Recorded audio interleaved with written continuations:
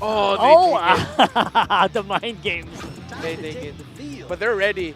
Paramis, And you caught the Bruno earlier. All right. So There yeah, you go. they're playing for fast. They want to end this quickly. And they're playing around the team fight.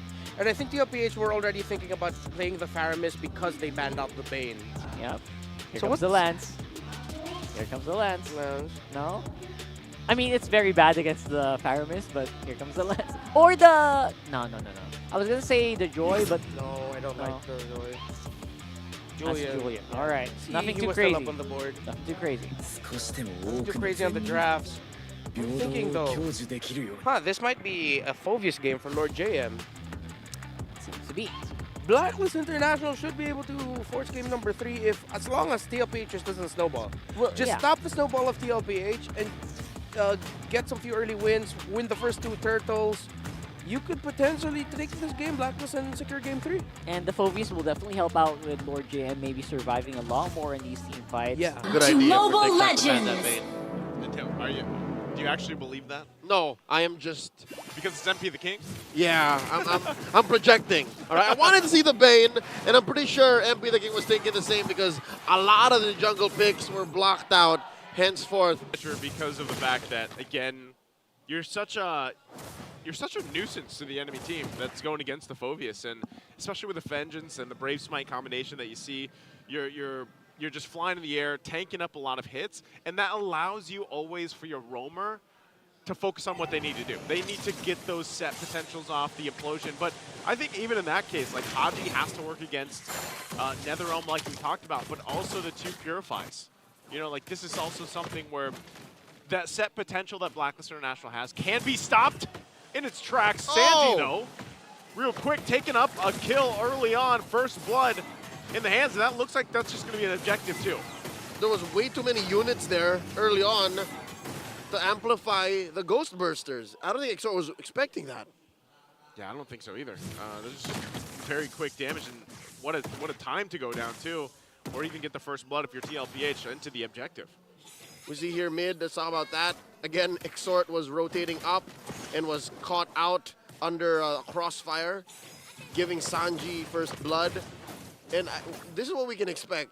That the fact that mid lane isn't really much, right, between a Faramis and a Zask, Yeah. action's gonna happen in the side lanes. They're going to go for those rotates. You can see already the thing that TLPH really likes to do is, of course, play around their trio here, the mid lane trio setup. JP and Sanji both making their way here bottom side, trying to put some pressure possibly on Oheb.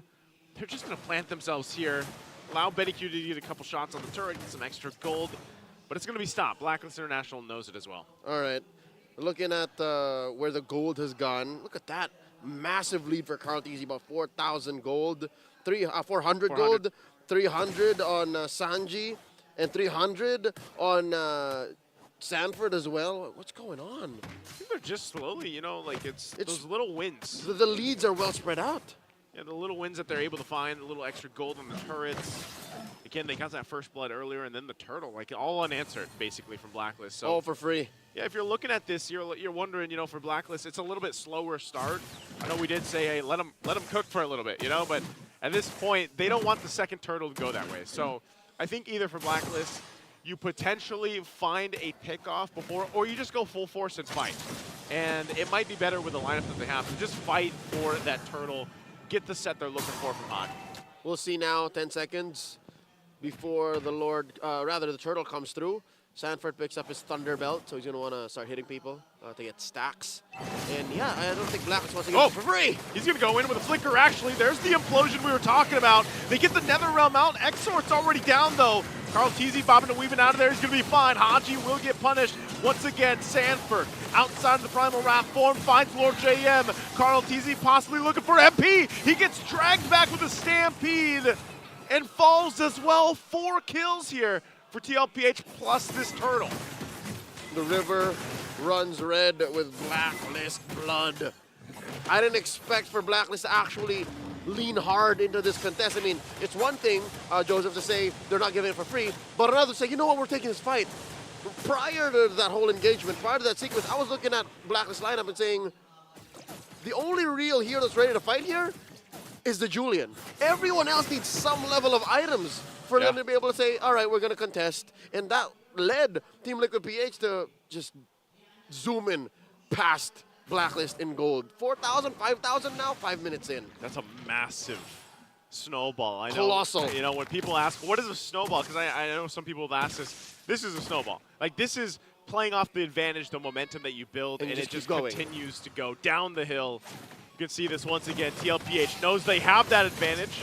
You're going to press it here on the gold lane once again, fighting under the tier 2. Turret's going to go down. They have the Nether Realm available.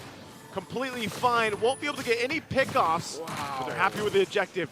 Is there going to be a counter punch here from Blacklist? Oh no! They center it down here on the backside. From the flank. Forcing them in, and they go in, trying to get Sanji. Sanji's burning, but he's going to be fine. They don't find anything off the exchange. And all this while, look at Carl, just working on the turret. I think Team Liquid PH got away with a lot by forcing that push on bottom and then giving nothing over to Black. Again, they had the Nether Realm, so that kept them top. And oh! Sanji with the ultimate form of respect. Yeah. Just showing your opponent, hey, I'm here. What are you going to do about it? Blacklist just need to farm. I think that's number one. They need to farm, and they can't play the way Team Liquid played in game 1. Like, I don't know. I don't want to say that they don't have the mechanics to do it. It's just, it takes a lot for a team to be able to do that. And the crazy thing about it is in game 1, it looked a lot more realistic, where Blacklist could actually go toe-to-toe through the sections of the game from early to late. This one, though, early game's pretty much gone, obviously in favor of TLPH. You're in the mid game now. That is also seems to be gone. You're not going to get this turtle at all from TLPH, and you're kind of left scrapping, all right, how do we find our pieces for the late game? And like you said, man, Blacklist, they just have to farm up, get what they can, and allow themselves for OHEB, and that's the downside, man. Like, obviously with Claude, when your team is struggling, it almost feels pressurous for you to be like, oh, I need to get the items even faster now. Yep. But luckily, this is the Filipino sniper we're talking about, Kill One OHEB, world champion, multi-time MPL champion. He knows what the stakes are. He knows what he needs to do. It's just the whole team just has to understand. We need to get farm on OHEB. We need to get farm on Exhort. You know what? That's what's difficult about Blacklist lineup. They need so much farm. Hell, I would say even or JM needs items. You know, you can't send Phobius with just like half-built items with Dreadnought armor, with like a jerkin with a pair of pants. It's just not gonna work. Yeah, I mean, even with the Vengeance, you know, you're gonna get pretty much taken care of quickly, especially with the lead that TLPH has. And so you're wondering, you know, Blacklist. This point, they kind of have to. They might even just have to give us the tier 2s, honestly, because if they force a fight under them, TLPH will win those fights. And you can see it here. Uh-oh. Glorious Pathway going to be dropped down. Blacklist going to try to set something. Haji goes in, but they have the Nether Realm plus the Purifies, and they're going to get punished as MP the King goes down. Exhort using the Dominator's Descent holds them at bay. Not enough damage to get a kill, though. For the pull. So Sanji gets a pull on Haji. Haji knows he's tanky enough. He's going to be fine. Goes off, but here comes comrades-in-arms. Uses the Retribution, and it's enough to get Haji down. Smooth with it for comrades-in-arms. See, that's what 8,000 gold ahead buys you, Joseph. People watching at home. The only reason why TLPH didn't die is because they had much better items. And even if Blacklist turret there, the mid lane tier 2 had free hits on a majority of Team Liquid PH. Yeah. The kit, literally, the items and the skills that Team Liquid PH are using just kept them unpunished. Look at this. The Infinix instant replay. Look, see? Any lesser team, this is even, you know what, this is even after the Glorious Pathway. And watch comrades-in-arms' Retribution slow him up just enough to help score the kill. Yeah. That was a Rift explosion, by the way. It was. And off that, they get a Lord. There's no contest here, obviously, for Blacklist. You're massively behind. And at this point, you're in your base. You're in your base. You're on the defense. Back's completely against the wall. You don't have enough damage yet on anybody. I mean, taking a look at this, you can see OHEB's only got 2 items. He's got the DHS. He's got the Golden Staff. Short of Trinity. Short the Trinity. He's a Corrosion Scythe in about a minute, give or take. And Thunderbelt only, you know, here for Lord JM, like you pointed out. You're not going to be able to tank much with just the Thunderbelt. Nope, not going to happen. So I give Lord J maybe 2 or 3 more minutes. A solid 2 items. Luckily, those are defense items you're needing, right? So those come cheaper, slightly. This is tough, though. Lord making its way here, bottom side. Last Holy Shield too. Gold is gold. Sticking on this turret. They forced it again. Glorious Pathway dropped down into the turret. They get the Nether Realm out. Carl Teasy is going to make his way here for the fight. Lord's going to work on the turret. Blacklist just goes back, heals back up. Should be able to clear the Lord out, but they lose the base turret on the bottom, and now the mid's going to be worked on as well. Another one. Finally cleared out. Conceal was used by Haji, but just kind of a check here as that mid turret goes down. MP the King takes a lot of damage. Will get dragged. Where was MP going? Maximum range pull, Joseph. You can hear the cavalry in here. They know this is a dominant game for TLPH. They smell blood in the water. And all through that, right, the debacle from mid to bottom, Holy Shield up top popped as well. Yep. Because Blacklist had to address the siege from Team Liquid PH. They couldn't take care of the minion waves marching through. Oh, Sanford. Look how, this is the thing, man. Sanford doing that right now, popping the Primal Wrath, that's how confident they are with the lead they have. And this has been the case for the entirety.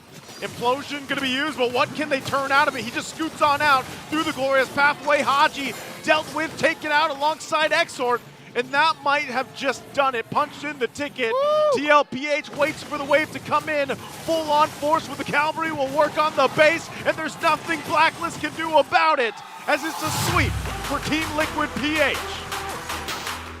That was initially